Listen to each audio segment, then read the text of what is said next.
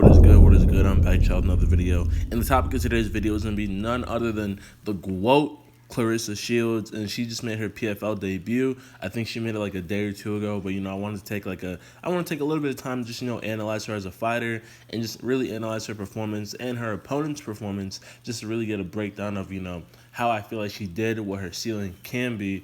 And of course, I have nothing but positive stuff to say about her. She did amazing. And I just want to before I even get the video started, I just want to say that this is exactly what we need.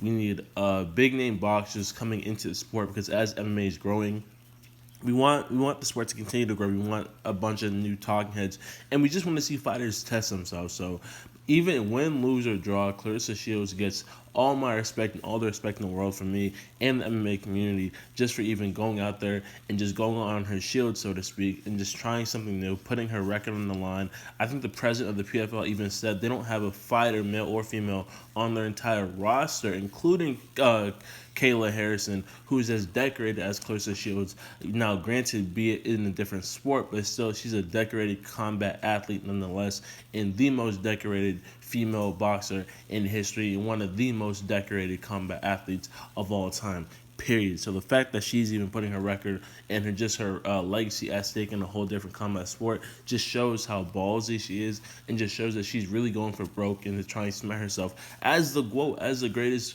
woman combat athlete of all time. And she gets nothing but respect from me for that. And I just want to say, also, before I get started with the video, if you guys could like and subscribe, that would mean the world to me. Once again, subscribe for more MMA content and like the video. It really helps. It really helps spread the video around. And of course, it's Claressa Shields, so the MMA community wants to just show her that she has a lot of support and everything. So hopefully she comes across this video, and here's what I have to say. But nonetheless, let's get started.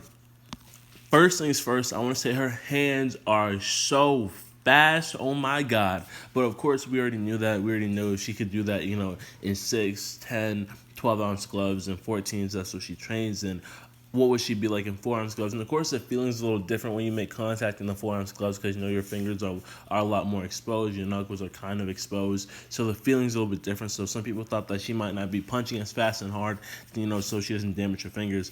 But other people like me were like, bro, if you know her personality, if you've been keeping up with her, she is throwing lightning like a god. Like, she's throwing lightning like Zeus. Like, the way she was throwing them bombs, their 1-2s, it was insane. And I don't care if people think I'm gassing her or anything like that.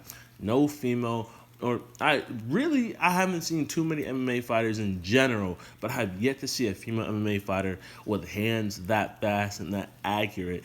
And I think off of the initial 1-2, Elkin already knew, and even just from the fight even started, I think she already knew that she wasn't going to stand with her, because Elkin is a brown belt in jiu-jitsu. So the plan was really never to stand with Claressa Shields, because unless you're a certified kickboxer, and I think the only other way I see really Claressa getting any problems on the feet is if someone tries to kick her legs out from under her.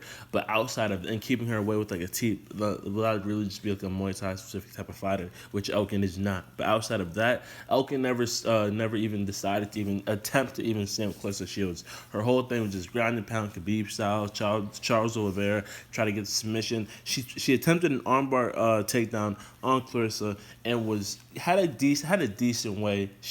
It was decent. Like, it wasn't tight or anything. Obviously, Claressa broke out of it, but I mean, it didn't seem like she committed too deeply into the technique. But that's just my opinion. I think she almost got an RNC on Claressa at one point, if I'm not mistaken. But it was weird, because even though she had got these, you think that once you sort of have the technique, you think she would like overly commit and go all out to try to lock it up. But she never really did that. So I'm not sure if she was sort of half-assing it and thinking, well, if she broke out, I can just keep her on the ground, da-da-da. Maybe Elgin was thinking that even if she didn't get the submission, she was, by having Claressa on the ground, she would just rack up points and everything. But Claressa is a dog. Like, if you guys were watching, even though she was on the bottom position, she was still throwing her shots. She was still throwing 1-2s and hooks from the bottom position, which is insane. You think you thinking, oh, defense, let me try to get out of it, whatever. But she was throwing on some Kevin Holland type vibes from the bottom guard, which is pretty insane to watch. It was pretty fun to watch. And even then, Claressa is just physically dominant. Like, of course, you're not going to see her going for a Kimura or a Van Fluke choke or anything like that. but just her wrestling in general at the gym she trains at, they really did her good. She has amazing hips, and her sprawls were A1 to the T. And just even the way she would just react to everything, it was like she had been, obviously, she had gotten dominated. When I say dominated, I just mean she just got out wrestled. She wasn't getting hurt. Elkin wasn't throwing anything at her. Claressa looked like, honestly, she hadn't even really gotten in a fight too much. She just looked sweaty. She wasn't hurt. She wasn't cut. She wasn't bruised up or anything like that. But yeah, Elkin wasn't really throwing anything. She was just wrestling her the whole time for the first 2 rounds. And when it did come to, throwing hands and feet and everything like that, Claressa, I think Claressa literally got like over double the amount of total strikes in. She had more leg kicks in. She had more elbows in. I don't think Elkin threw any. I don't think Elkin landed any real like punches to the head and stand up or anything like that. Like, it was like the stats are kind of crazy. Like, Elkin really, you could see she just came there to let me get a submission, and if I don't get a submission, I'm basically done. And that's really how it went. Claressa, she weathered the storm for the first 2 rounds, and then the third one she got used to. She got accustomed to it. Her nerves had calmed. She was throwing from in mid wrestling rolls. She was throwing bombs. Like, that shows you just how confident she is in her hands and her ability to knock people out and just damage people. And it just shows you her confidence and how comfortable she is in the octagon, in a fight. So once again, I have nothing but praise for Claressa. She is an abundance of talent, and honestly, anyone who says otherwise doesn't know what they're talking about, because even if you look at her boxing resume, she's one of the most decorated fighters of all time at only 26 years old. So taking that and taking who she's been training with Chris Cyborg, Holly Holmes, and John Jones, the literal GOAT of the sport, and some of the GOATs of the sport, and one of the top 2 to top 3 other female MMA GOATs of all time in Chris Cyborg. So she's in amazing hands. The gym she's in is in amazing hands. I can't wait to see what she does. Hopefully, I sort of want to see her fight a kickboxer, just see how her striking would be, and I sort of want to see her just fight. Honestly, I just want to see her fight all types of fighters. I'm a big fan of Claressa. I'm a fanboy, call it what you will, whatever. I'm a huge fan of her. Been a fan of her since she was a boxer before she even decided to go MMA. So yeah, nothing but praise for her.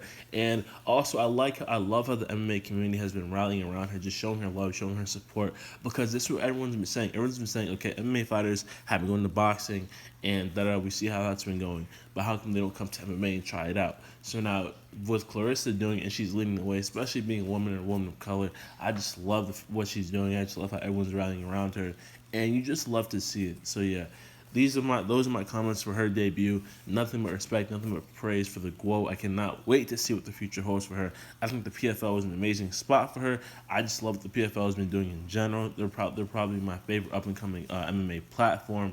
And yeah, and following this, if you guys stick around, I'm going to show you guys some tweets that, a bunch of the other MMA fighters have been letting out, seeing her performance. You have John Jones, Amanda Nunes, Chris Cyborg, Holly Holmes, Cub Swanson, and a bunch of other people just showing love to her. So if you stay tuned, you guys can see those tweets too.